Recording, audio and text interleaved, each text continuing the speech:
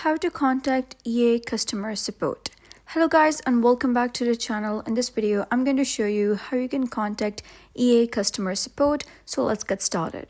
First of all, head over to any of the search engine and search for EA Sports and simply click on their website.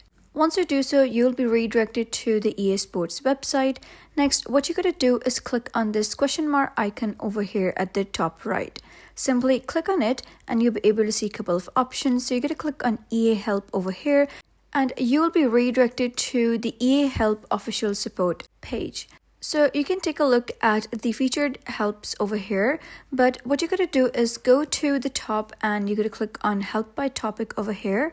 And here you're going to click on EA account, get help with your EA and mobile game accounts.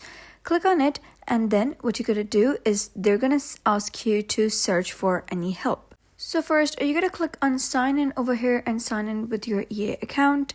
Once done, you're going to scroll all the way to the bottom and here you'll be able to see the option of contact us. Click on the button and you'll be redirected to customer care. So what you're going to do is tell them what kind of issue you're having. So you can simply search for any topic and then you're going to describe your issue and then you can also upload any picture or any screenshot of your issue. So once you have filled the form, what you're going to do is click on submit over here. And then you'll be taken over to another interface.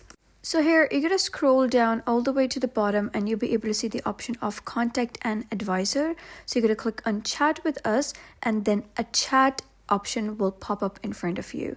But if you're not able to see the chat option, then that means that right now you are not contacting them in the business hours. So if you are within the time frame, you'll be able to see this option appear. And you can simply talk with the support and you can tell them what issue you are facing.